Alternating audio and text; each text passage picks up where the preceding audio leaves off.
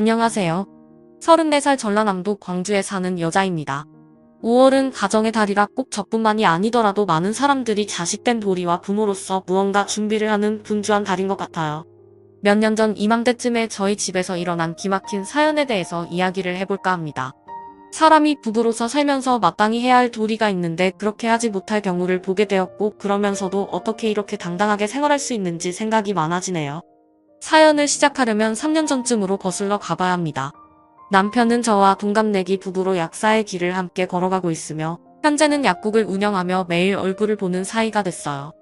함께 일하기 전에는 남편은 대학병원에서 근무를 했었고, 저는 약국을 운영하는 선배의 부탁으로 일을 하고 있을 때였죠. 선배가 주선한 소개팅에서 처음 남편을 만나 호감이 생긴 후 2년의 연애 끝에 결혼을 하기로 마음먹었습니다. 동갑내기 커플이라 싸우기도 많이 싸우고 사랑도 열심히 하며 2년이란 세월을 함께 보내고, 드디어 결혼 허락을 받기 위해 남편의 집에 인사를 드리러 간 첫날이었어요. 남편은 소위 잘 사는 집안의 막내 아들인 반면에 저는 시골에서 농사를 짓는 부모님 밑에서 자란 세 자매 중 첫째였습니다. 부모님은 첫째가 잘 되어야 밑에 동생들도 잘 된다고 믿으셨는데, 없는 형편의 좋은 대학을 나오게 하기 위해 악자같이 농사일을 하면서 안 해본 일 없으실 정도로 열심히 제 뒷바라지를 해주셨어요. 그렇게 힘들게 두 분이서 땀 흘린 결과가 바로 저였고, 의사 다음으로 중요한 사람인 약사가 본인들의 딸이라는 것에 엄청난 자부심을 가지고 계셨습니다. 하지만 저희 집에서나 귀한 자식이었고, 남편의 집에서는 그저 부잣집 아들 사로잡은 여자 취급이었죠.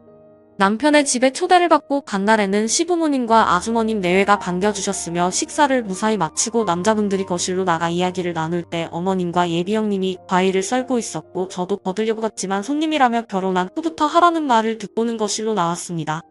하지만 산부자가 서로 텔레비전만 바라보며 어색하게 앉아있는 모습을 보자 남자들 무리보다는 시모와 형님과 친해지는 게 낫겠다 싶어 다시 부엌 들어왔는데, 두 분이서 나누는 이야기를 듣고 나자 저녁 식사를 하면서 웃으며 이야기했던 것들이 모두 가식이었다는 것에 깜짝 놀랐습니다. 동선에 집안이 농사 짓는다면서요? 그 말 듣고 깜짝 놀랐는데, 어머님은 괜찮으세요? 농사도 농사 나름이잖아요. 그냥 텃밭 정도 가꾸는 규모인 것 같던데 서방님한테 정말 서운하네요. 그동안 맞선 자리 만들어서 만나보라고 했을 때는 거들떠도 안 보셔서 제 입장이 난처할 때가 많았었잖아요. 그래서 결혼하겠다고 데려온 여자는 얼마나 대단한 여자인가 두고 보려고 했었거든요. 그런데 고작 농사꾼 딸을 데려오는 게 말이 돼요? 저도 이렇게 서운한데 어머님은 속상하지 않으세요? 대단한 집안까지는 아니더라도 저희랑 수준이 어느 정도 같아야 남들 보기에도 좋은 거잖아요. 제 말이 틀려요? 말도 마라. 절대로 선미 아니면 결혼 안 하겠다고 우기는데 내가 펼 수 있니? 그래도 같은 약사니까 그나마 그걸로 내가 체면이 서서 참는 거야. 첫째 며느리는 의사고 둘째 며느리는 약사면 어디 가서도 내세울 만하지 않겠어. 그렇긴 하죠. 집안이야 뭐 둘러댄다 쳐도 직업은 무시 못하잖아요. 언제 동서 데리고 같이 쇼핑이나 갈까요? 저 스케줄 잡아볼게요. 곧 어버이날도 되는데 가지고 싶으신 거 있으시면 말씀해주세요. 의사 며느리 도서 뭐예요? 형님은 집안 대대로 아버지 어머니가 의사시며 외동딸에 귀하게 자랐고 그걸 자랑으로 여겼어요. 반면 전 고등학교만 나오신 부모님 밑에서 세 자매라는 말을 했더니 형님이 기겁을 하셨던 적도 있었습니다. 형님 선에서는 상식적으로 저희 집안 같은 사람들하고 엮일 일이 없는데 예외가 생긴 것에 당황한 것 같았어요. 어쨌든 시모와 형님의 대화는 듣기 거북했고, 결국 세부자가 있는 거실로 발걸음을 옮기고 말았습니다. 그렇게 시간이 흐르고 드디어 결혼을 하게 되었으며 신혼생활이 한창일 때 형님한테서 어느 날 전화가 걸려왔어요. 4월 중순이었는데 형님은 곧 어버이날이니 어떻게 했으면 좋겠냐라며 묻는 전화였고, 저는 한 번도 생각해 본 적이 없어서 당황해하며 그동안 형님이 어떻게 하셨는지 물었습니다. 형님은 마치 기다렸다는 듯이 본인 말만 따르라며 이번 주말에 어머니와 쇼핑을 하기로 했으니 준비하고 나오라는 통보를 하곤 전화를 끊었어요. 약속이 있었지만 취소하고 나갔는데 쇼핑을 하는 내내 형님의 씀씀이가 무척 커서 놀라고 말았습니다. 가격을 보고 한 번쯤 망설이는 저와는 다르게 마음에 드는 물건이 있으면 바로 사야 하는 성격이었고, 저와는 정반대의 성향을 가진 것 같아 앞으로 부딪히는 일들이 많겠구나 속으로 생각했었죠. 그런데 그런 일이 이렇게 빨리 일어나게 될 줄 몰랐는데, 손톱 관리를 하러 네일숍에 들어가자 직원의 안내로 저와 형님과 어머님이 나란히 의자에 앉아 손톱 관리를 받고 있자 가게 안으로 3살 아이와 엄마가 들어왔습니다. 아이 엄마는 예약 손님이었고 아이를 재우고 네일을 받으러 온 것 같아 보였어요. 그런데 네일을 한참 받고 있다 보니 아이가 잠에서 깼고, 그때부터 숍 안은 울음소리로 가득했습니다. 참다 못한 형님은 아이 엄마에게 애 좀 달래라며 다그쳤고, 네일 중이었던 엄마는 아이를 업은 채 네일을 받게 됐어요. 아이는 조금 진정되는 것 같아 보였다가 다시 목 놓아 울기 시작하면서 도저히 참을 수 없었던 형님은 아이 엄마에게 한 소리하고 말았네요. 순간 네일숍은 아수라장이 되었고 결국 아기 엄마가 90도로 인사하며 다음에 오겠다고 하면서 나가려던 찰나에 도저히 이 상황을 이해 못하던 제가 형님과 대치하는 상황이 벌어지고 말았는데 형님의 성난 목소리는 가게 안을 울려 퍼졌어요. 이봐요, 아이가 울면 좀 달래던가. 여기 혼자 있는 것도 아니고 다른 손님들은 눈에 안 보여요. 100만 돈 내고 여기서 서비스 받는 거 아니잖아요. 나도 우리 어머님도 돈 내고 귀한 시간 빼가며 서비스 받고 있는데 저 아기 울음소리 때문에 안 받아도 되는 스트레스를 받고 있다는 생각 안 들어요? 아이 보는데 무슨 네일숍을 와? 아님 어디에 맡기고 오든가. 이래서 다들 이기적이라고 하는 거예요. 당장 아이 좀 달래봐요 어머니. 이래서 제가 아이 낳는 걸 자꾸 미루게 된다니까요. 아이를 안 가지겠다는 건 아니지만 만약 갖게 돼도 저렇게 민폐 끼치는 일은 하지 않을 것 같아요. 애 맡길 사람도 주변에 없으면서 자기 자신 꾸미는 일은 또 하고 싶은가 봐요. 그 시간에 애를 떠보겠다. 죄송해요. 원래 잘 자는 아이라 이 시간에 오면 괜찮을 것 같아서 고민하고 온 건데 이렇게 울 줄 저도 몰랐네요. 이번 주에 동생이 결혼을 하다 보니 손톱 가꾸고 싶어서 왔거든요. 제가 생각이 짧았어요. 아이 맡기고 다음에 올게요. 가시긴 왜 가세요? 형님 말이 조금 지나치신 것 같아요. 이분도 돈 내고 같이 서비스 받는 거잖아요. 그렇게 몰아세우시는 건 아니라고 봐요. 아이 키우는 분들도 내일 받을 수 있는 거죠. 꼭 아이 키운다고 이런 것도 못 오라는 법 없잖아요. 애가 우는 건 어쩔 수 없는데 그걸 꼭 집어 트집 잡으시는 게 보기 좋지 않은 것 같아요. 애가 있으면 울 수도 있고 정신없는 게 당연한 건데 그 정도는 서로 배려해 줄 수 있다고 생각해요. 죄송할 필요 없고요. 전 다 끝났으니까 제가 아이 받을게요. 지금 가면 못 나오시잖아요. 저도 일찍 결혼한 동생이 있어서 잘 알아요. 이렇게 가면 또 언제 나올 수 있는 것도 아니실 텐데 애는 잘 보니까 염려 마세요. 조카도 한 명 있어서 잘 알아요. 동서, 지금 나 가르치는 거야? 내 말이 틀렸어. 애 우니까 동서도 짜증났으면서 어디서 아닌 척해. 여기 있는 사람들 대신해서 나쁜 사람 소리 들으면서 애 조용히 시키라고 한 게 그렇게 잘못한 거야. 누구는 주변에 애 키우는 사람 없는 줄 알아. 나도 친구들 중에는 애 키우고 아등바등 사는 친구들 많아. 그래도 걔네들은 이렇게 무턱대고 아이 데리고 나와서 피해주는 사람 없어. 저 아이 엄마가 이기적인 거지 왜 남한테 피해를 주면서까지 나오는 건지. 아이 데리고 나오는 게 피해받는 일은 아니죠. 형님, 이건 서로 감정 싸움만 될 것 같아요. 어차피 이분 이해 안 하실 거잖아요. 그러니 더 이상 말한다고 해도 형님 기분만 안 좋아지실 것 같으니까 여기까지만 하시죠. 어머님 죄송해요. 오늘 형님이랑 마저 쇼핑하시고 다음에 저랑 하세요. 형님은 워낙 바쁘시고 시간 계획이 철저하신 분이시라 1분 1초도 허투루 안 쓰시잖아요. 전 약국 문 닫으면 시간 많거든요. 어머님만 허락해주시면 이분 아이 봐드리고 싶은데 괜찮을까요? 어머님은 두 며느리 사이에서 난감한 표정을 지으신 채 형님과 함께 쇼핑을 마저 하러 가셨어요. 아이 엄마는 한사코 괜찮다고 했지만 동생들 생각도 나고 조카도 보고 싶은 마음에 내일 받으시라고 했고 아이를 돌봐주고 집으로 왔습니다. 그런데 형님이 온 가족들에게 어떻게 말을 했는지 핸드폰을 보니 아버님과 신랑이랑 아주버님의 부재중 전화가 많이 와 있었어요. 집에 오자 신랑이 오늘 있었던 일에 대해 물었고 대수롭지 않은 일을 형님이 예민하게 받아들이신 것 같다며 이야기했더니 그 상황에서 잘했다며 남편은 제 편을 들어주었습니다. 아버님 역시 둘째 며느리가 기분이 상했을까봐 전화를 주신 거였고 제 행동에 대해서 아무런 말씀 없이 내가 고생이 많다라며 끊으셨어요. 또 형님의 성격을 제일 잘 아시는 아주버님도 걱정이 되셨는지 저에게 전화를 주셨고 재수씨에게 면목이 없다며 미안하니 부담 갖지 말고 가게에 들르라며 골프웨어 상품권을 주셨습니다. 아주버님은 해외 골프웨어 매장을 운영하시는데 당장이라도 오라며 재촉하셔서 쉬는 날 신랑과 함께 아주버님의 가게에 들리게 됐어요. 역시나 골프웨어는 티 하나에 몇십만 원이 기본이었고 가격표를 보는 저를 보자 아주버님이 신경 쓰지 말고 한 벌 뽑으라며 신발까지 추천해 주셨습니다. 어차피 우리 식구 된 거 앞으로 자주 필드도 나갈 텐데 이 정도는 해야 한다며 아주버님은 통 크게 쏘셨고 남편도 옆에서 거들며 이 옷 저 옷 입어보라며 저를 치켜 세워주었어요. 두 형제는 이왕 이렇게 된 거 필드 나갈 계획까지 세우기로 했고 형제가 사이좋게 이야기를 나누는 모습에 저까지 덩달아 기분이 좋아졌습니다. 며칠 후 드디어 내 사람이 골프를 치기로 한 날이 됐는데 신랑과 형님이 일이 생겨 못 치게 됐고 하는 수 없이 저와 아주버님만 골프를 치러 가게 됐어요. 취소하고 싶었지만 남편이 다녀오라는 말에 하는 수 없이 골프장에 갔고 미리 와 있는 아주버님과 어색한 분위기로 공을 쳤습니다. 막상 필드에 나오니 탁 트인 자연을 보자 기분이 좋아지면서 형님과 단둘이 있는 것보다 아주버님과 단둘이 있는 게 훨씬 좋았고 아주버님은 형님과 만나 결혼을 하기까지 이야기를 들려주면서 저에게 비밀이라며 충격적인 이야기를 말해주었습니다. 아주버님 잘 치시네요. 역시 프로 선수 준비도 하셨다고 남편한테 들었는데 실력이 장난이 아니세요. 처음부터 저한테 너무 불리한 경기인 것 같은데요. 형님도 실력이 대단하시던데 두 분이서 잘 맞으시겠어요. 잘 맞긴요. 결혼 10년 차인데도 아내를 잘 모르겠는데 저번 네일숍에서 있었던 일도 그렇고 재수씨한테 아내로 미안한 게 참 많아요. 아내가 홀로 외롭게 자라서 그런지 살다 보니 저랑 잘 안 맞는 부분이 많더라고요. 처음에 아내를 봤을 때는 평생을 함께 할 거라고 다짐했거든요. 아내가 레지던트 시절에 만났는데 제가 한창 골프에 빠졌을 때 필드에서 걷다가 실수로 발을 접질려서 응급실에 갔죠.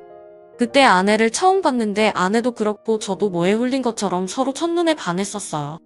그런데 무색하게도 살다 보니 안 맞는 것 투성이더라고요. 그래서 요즘 생각이 참 많네요.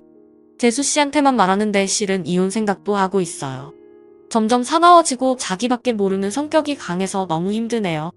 맞춰보면 살까 싶은데도 저 성격이 고쳐질 기미가 안 보이니 앞으로 살 일이 막막해서 차라리 조금이라도 덜 살 때 이혼하는 게 어떤가 싶기도 해요. 아직 가족들은 아무도 몰라요. 재수씨한테만 말한 거니 비밀로 해줘요. 아주버님이 그런 생각을 하시고 계신지는 꿈에도 몰랐어요. 형님이 겉은 쌀쌀 맞고 이기적이실 것 같지만 막상 속은 따뜻하시잖아요. 저보다야 아주버님이 함께한 시간들이 많아서 더 잘 아시겠지만 요즘 병원 일 때문에 받는 스트레스가 상당한 것 같더라고요. 아주버님이 이해해 주시지 않으면 누가 형님을 이해해 주시겠어요. 저도 앞으로 형님하고 부딪히는 일 적게 만들고 잘 지내볼게요. 너무 성급한 결정 내리시지 마세요. 아주버님이 그동안 마음고생이 심하셨겠어요. 이런 생각까지 하신 거 보면 얼마나 힘드셨을까 싶네요.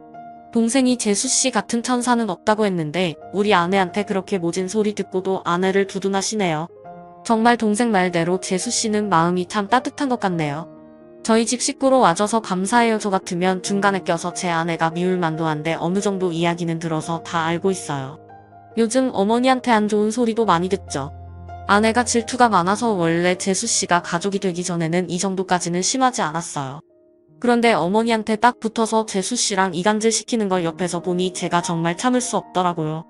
어떻게 그렇게 말을 지어내서 하는지 아무리 10년을 함께 산 아내지만 그럴 때 보면 정이 확 떨어져요. 재수씨가 네일숍에서 아내를 밀치고 때렸다고 해서 얼마나 놀랐는지 몰라요. 나중에 사실을 알게 돼서 다행이지만 그게 모두 아내가 치워낸 거라고 하니 얼마나 놀랐는지 몰라요. 다 지난 일인데요.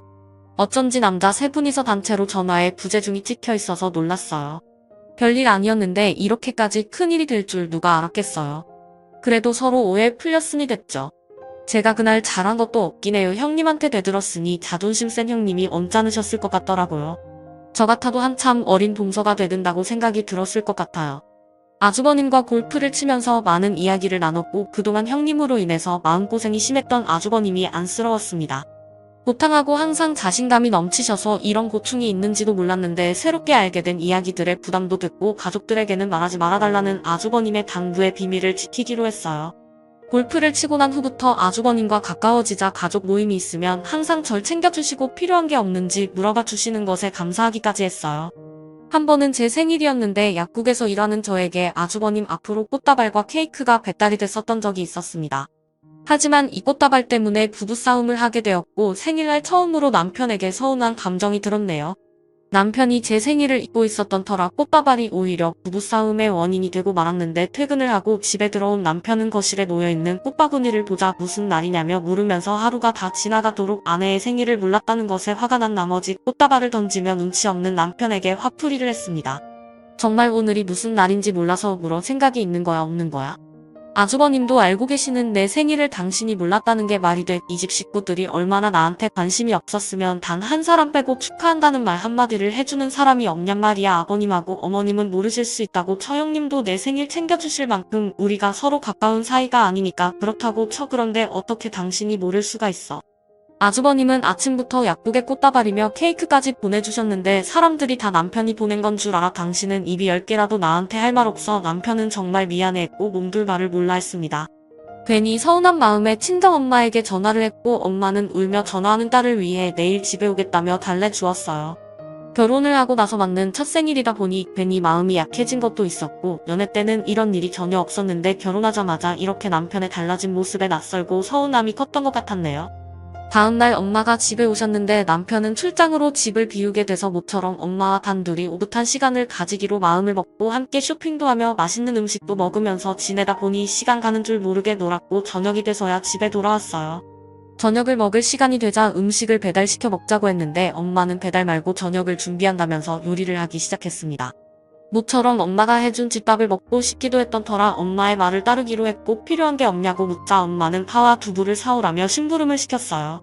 오래간만에 엄마가 와서 그런지 기분이 좋아지면서 그렇게 귀찮은 심부름도 콧노래를 부르며 나갔다 오게 됐는데 마트에서 심부름 외에 이것저것 사서 아파트 안으로 들어섰습니다.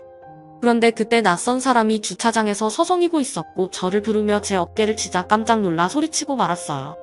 손에 든 봉지가 땅에 떨어지면서 그 봉지를 들어준 사람은 다름 아닌 아주버님이었으며 아주버님이 왜 저희 집 앞에 오셨는지 이해가 가지 않았고 한참을 머뭇거리며 무슨 말을 하려는 아주버님을 빤히 바라보았습니다. 그런데 아주버님 입에서 나온 말은 황당한 부탁이었고 아무리 저와 친해졌다고 해도 그렇지 남편 없는 틈을 타 일부러 집 앞까지 오셔서 이런 이야기를 듣는 게 부담스럽고 머리가 아프면서 기분이 좋지 않았어요. 아주버님 무슨 일로 저희 집을 다 오셨어요? 혹시 어머님 집에 무슨 일이라도 생긴 건 아니죠?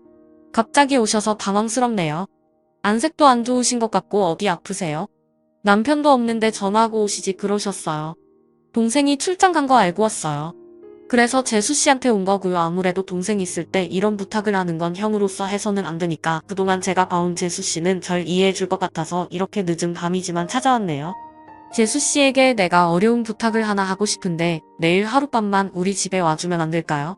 재수 씨가 바쁜 거 아는데 내일 밖에 시간이 없어서요.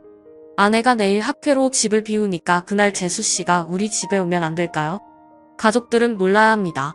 특히 동생이랑 아내여 재수 씨만 허락해주면 내일 하룻밤 시간을 저에게 줄 수 있을까요? 아주버님은 너무나 황당한 이야기를 꺼내셨고 내일 학회를 가는 형님 덕분에 집이 비니까 저보고 오라는 게 도대체 무슨 말일까요? 하필 신랑도 없는 날 아주버님이 집 앞까지 찾아오셔서 이런 부탁을 하니까 난감했습니다. 그런데 아주버님은 제 난처한 상황은 생각하지도 않으시고 본인의 부탁만 중요한 사람처럼 보이면서 자꾸 안절부절 못하시며 꼭 울 사람처럼 보이자 그동안 제가 알던 아주버님이 아닌 것 같아 당황했습니다. 아주버님 도대체 무슨 일인 거예요? 갑자기 집에 찾아와서는 가족들한테 말하면 안 된다 하시고 내일 하룻밤만 집에 와달라고 하시면 제가 어떻게 받아들여야 하는 거예요? 도대체 무슨 일인데 가족들한테까지 말하지 말라면서 이러시는 건데요. 뭘 알아야 도울 일이 있으면 돕고 아닌 건 아니라고 하죠. 솔직히 지금 이 상황 불쾌하네요. 재수씨가 불쾌했다면 미안해요.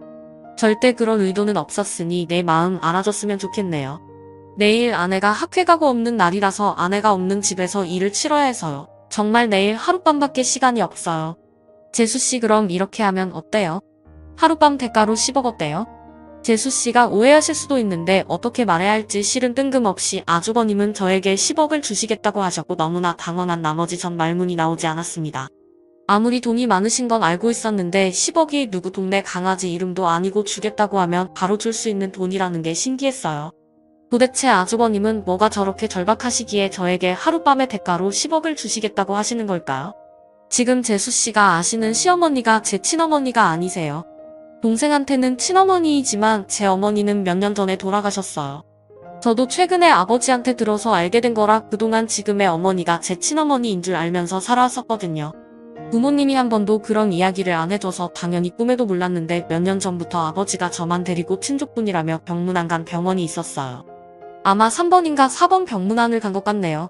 아버지가 운전할 사람이 없다고 하셔서 운전도 해드릴 겸 따라간 거였는데 그때 병실에서 본 분이 제 친어머니라는 분이시래요. 췌장암이라 더 이상 손 쓸 수도 없으셔서 췌장암이라 더 이상 손 쓸 수도 없으셨고 병원에서 눈을 감으셨다고 해요. 최근에 아버지한테 듣게 된 거라 집은 난리도 아니었어요. 아내는 전혀 모르고요. 아버지랑 어머니가 얼마나 원망스러웠는지 왜 이제야 친어머니라는 걸 밝혀서는 이럴 거면 아예 끝까지 밝히지 말던가. 이게 어머니 영정사진이에요. 항상 누워있거나 주무시고 계시는 모습만 봤었는데 이렇게 밝게 웃으시는 얼굴은 처음 봐요. 사진만 봐도 딱 알겠죠. 저랑 닮았어요. 제가 내일 하룻밤을 부탁한 건 친어머니 제사상을 같이 차려달라고 부탁하려고 그런 거예요. 정말 다른 뜻도 없이요. 어머니가 절대 아내한테는 우리 집안에 대해 이야기하지 말라며 책 잡히는 꼴이 된다고 말하지 말라시네요. 한 번은 꼭 돌아가신 친어머니 제사상을 차려드려야겠다고 생각했는데 내일 아내가 집에 없다고 해서 번뜩 재수씨가 생각이 나더라고요. 재수씨라면 이하고 제사상 차려줄 수 있을까 싶어서요. 음식 배달시킬 수도 있고 대행해주는 것도 많은 거 알고 있는데 직접 음식 장만해서 제사상 차려드리고 싶은 게 제 소원이네요. 재수씨 부탁드려도 될까요? 하룻밤 대가로 10억이면 엄청 크네요. 그런데 아주머니 저 못해드려요. 우선 남편하고 상의해야 되고요. 저 음식도 못해요. 한 번도 그런 거 차려본 적 없어서 자신도 없네요. 10억이면 정말 큰 돈인데 부담스럽기도 하고 모르겠어요. 그냥 제사 음식 시켜서 하면 안 돼요? 요즘 잘 나온다면서요. 가족들한테는 말 안 할게요. 제가 못 따드려서 죄송해요. 아주머니의 간절한 부탁을 거절하고 말았고 지금 생각해보면 바보같이 왜 거절을 했는지 싶기도 합니다. 그냥 눈 따감고 10억 받으며 제사상 차려드리면 되는 건데 그때는 갑작스러운 아주버님의 부탁에 놀랍기만 했습니다. 아주버님은 어느 정도 예상하고 계신 것 같으셨고 집에 들어가라며 저를 배웅해 주셨어요. 집으로 올라가는 발걸음이 괜히 무겁기만 했지만 제사상 차려드리겠다고 차마 다시 돌아가서 말하기가 겁이 났습니다. 다음날 엄마는 쪽지와 함께 아침을 차려놓고 일찍 시골로 내려가셨고 쪽지에는 각서방 불편할 테니 오기 전에 내려간다며 밥 잘 차려 먹으라는 내용의 쪽지였어요. 엄마의 사랑이 전해지자 웃음이 피식 나왔습니다. 엄마가 차려준 따뜻한 밥상 앞에 앉아서 밥을 먹는데 이상하게 눈물이 나오기 시작하면서 어제 아주버님이 왜 제사상을 손수 차리고 싶어 하셨는지 이해가 조금 되자 아주버님이 걱정이 돼서 전화를 걸었지만 받지 않았고 괜히 죄송스러운 마음에 편치 않은 채 출근을 했어요. 일을 하면서 하루 종일 마음이 좋지 않아 결국 퇴근하고 아주버님 댁을 찾아갔고 아주버님이 하루 종일 전화를 받지 않으셔서 괜한 걱정이 더 들기 시작했습니다. 집 앞에서 초인종을 누르자 놀랍게도 아주버님이 나오시는 게 아니고 친정엄마가 저를 반겨주시자 전 입을 다물지 못하고 놀라 기겁했습니다. 왜 아주버님 집에서 엄마가 있는지 황당했고 엄마는 아주버님 집에서 제사상을 차리고 있었네요. 그 모습을 보자 믿기 힘들었는데 앞치마를 한 아주버님과 엄마를 보자 이 상황이 어떤 상황인지 분간이 가기 어려워 엄마에게 물었습니다. 엄마의 입에서 어제의 일과 오늘 일들에 대해서 듣게 되면서 기가 막히는 이 상황이 이해가 됐고 엄마에게 등짝을 강하게 얻어맞고 말았습니다. 도대체 엄마가 이게 무슨 상황인지 나한테 말 좀 해줘봐. 왜 엄마가 아주버님 집에서 제사상을 차리고 있는 거야? 우리 아주버님 상황을 어떻게 알고 집에는 또 왜 안 내려가셨어? 혹시 아주버님이 제가 못 도와드리겠다고 하니까 저희 엄마에게 부탁하신 거예요? 하루 종일 전화가 안 든 게 이것 때문이셨나 보네요. 너는 좀 혼나야 돼. 내가 너를 이렇게 버릇없이 키웠어. 결혼만 했지. 애야의 시숙이 밤늦게 찾아와서 부탁이란 걸 하는데 그걸 매정하게 거절을 해. 그러고도 내가 사람이니? 어디 가서 내 자식이라 하지도 마. 어젯밤에 내가 심부름 가고 안 오길래 걱정돼서 나와봤더니 어떤 남자랑 이야기를 심각하게 하고 있는 거야. 이게 혹시 남편도 출장 가고 없으니 딴짓을 하는 건가 하고 대화를 몰래 엿들었어. 그런데 본의 아니게 내 시숙에 대한 이야기를 듣게 됐고 내가 거절을 하자 내가 얼마나 가슴을 친 줄 아니? 그거 음식 장만하는 게 뭐가 어렵다고 거절을 해. 10억을 준다 해도 받지 않고 해줘도 모자랄 판에 냉정하게 거절하면서 집에 들어가는 거 보고 있자니 내가 얼마나 답답했는지. 내가 집에 들어가는 거 확인하고 내가 시숙한테 가서 핸드폰 번호 물어보고 오늘 아침 일찍 만난 거야. 인터넷 보면 음식 만드는 거 다 나와 있는데 그거 어렵다고 시숙 말을 거절해. 넌 더 맞아야 해. 이리 와. 엄마는 등짝을 때리면서 앞치마에서 통장을 꺼내 제 앞에 놓았고 그건 10억이 든 통장이었습니다.